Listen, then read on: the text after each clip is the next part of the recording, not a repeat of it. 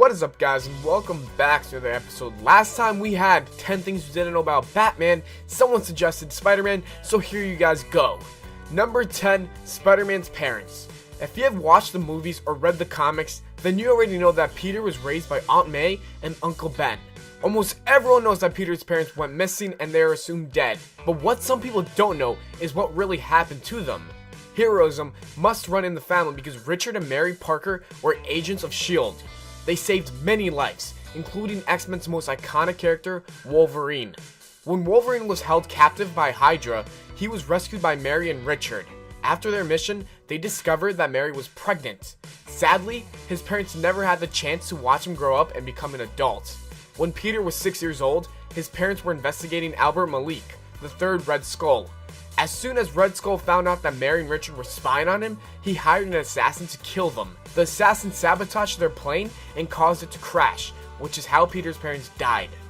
Number 9, he was never really that much of a nerd. A big reason why Spider-Man has become a fan favorite superhero is because he is very relatable. Whenever someone hears the name Peter Parker, they usually imagine a nerdy teenager. Even though it's true that Peter is a nerd, he wasn't always like that in the comics. In matter of fact, as soon as he was bitten by the spider and was granted amazing powers, Peter gained a massive amount of confidence. In the 7th issue, he already had a girlfriend and had no longer wore his glasses. In the 8th issue, he decided to beat up his longtime bully in front of the entire class. After Peter graduated high school, Liz Allen, the most popular girl in the school, confessed of having a crush on him. Some people even called him a womanizer because during his college years, he was in a love triangle with Mary Jane Watson and Gwen Stacy. Number 8, Dr. Octopus stole his body. One very controversial storyline involves Spider-Man switching minds with his enemy, Dr. Octopus. When this happened, Peter died in Otto's broken body.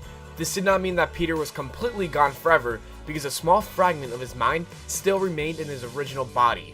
Dr. Octopus wanted to create a superior Spider-Man and ended up doing some unforgivable things. When he was in Peter's body, he murdered villains, and there was a time when he considered seducing Mary Jane. There were a few good things he did, like giving Peter a PhD and starting his own company. No one around Peter realized that he was acting like a completely different person. It took one whole year, but Peter finally managed to gain back control of his body. Dr. Octopus realized that he was doing more harm than good, so he allowed Peter to take his body back. Number 7, he unmasked himself during Civil War. Almost every fan was surprised when Peter decided to join Iron Man's side because that would mean that he supports the Superhero Registration Act.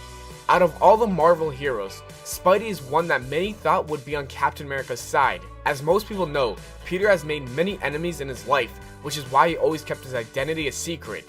Tony Stark convinces Peter that revealing his identity to the public will be amazing for the cause.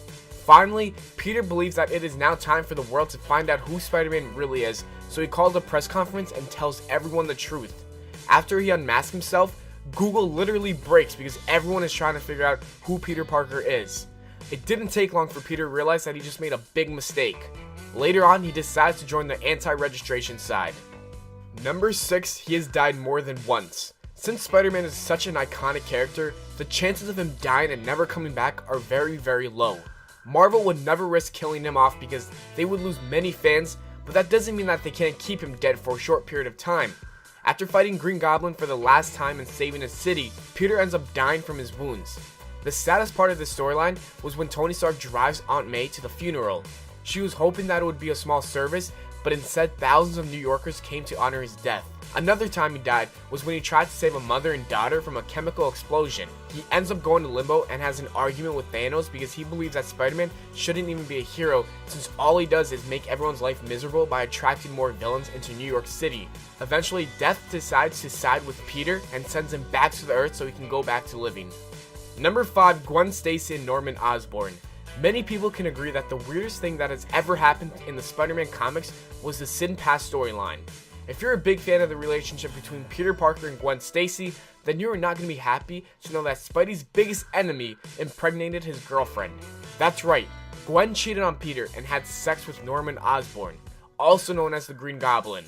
It doesn't really make any sense that the writers didn't like the idea of Peter being a father, but they were perfectly fine with the idea of Gwen having twins with a villain who later on kills her in the comic. Also, when the twins grow up, they attack Peter and attempt to kill him. It's a good thing that Marvel pretends as if the storyline never even existed because no one wants to remember it. Number 4, Leo as Spider-Man. Some people consider the Spider-Man trilogy the greatest superhero movies to ever exist. Tobey Maguire did an amazing job as Peter Parker, and he made everyone fall in love with the character. Many fans also really loved Andrew Garfield and Tom Holland's version of Spidey. A long time ago, James Cameron, the director of Avatar, had plans to make a Spider-Man movie, but sadly, he never had the chance to make the film. If Cameron did make the movie, he said that his number one choice for Spidey would have been Leonardo DiCaprio. Tobey, Andrew, and Tom all did an amazing job as Peter, which is why it is very hard to imagine Leonardo DiCaprio as Spider-Man. Since Leo is such a talented actor and played many major roles in so many popular movies, it's fair to say that he would probably have done a great job as Spider-Man. Number 3, not everyone liked the idea of Spider-Man. Having a nerdy teenager become the world's greatest superhero sounds like a great idea. But Martin Goodman, head of Marvel at the time, told Stan Lee that it was a rotten idea.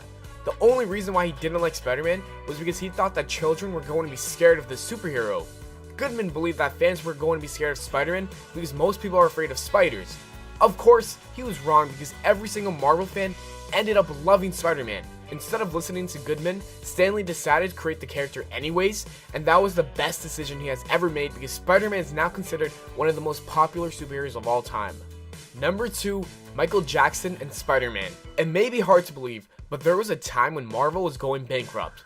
No one was buying their comics, and they were not making any money. If they wanted to save their business, they needed to think fast. Michael Jackson knew that Marvel was desperate for money, so he tried to buy Marvel, but they declined his offer. The biggest reason why Michael Jackson wanted to own Marvel is because he really wanted to play the role of Spider-Man in the movies. He talked to the creator of Spider-Man a few times and asked him if it was possible for him to have the rights to make a Spidey film, but Stan Lee said there was nothing he could do about it. The only way he could make the movie is if he went to the Marvel company and made a deal with them.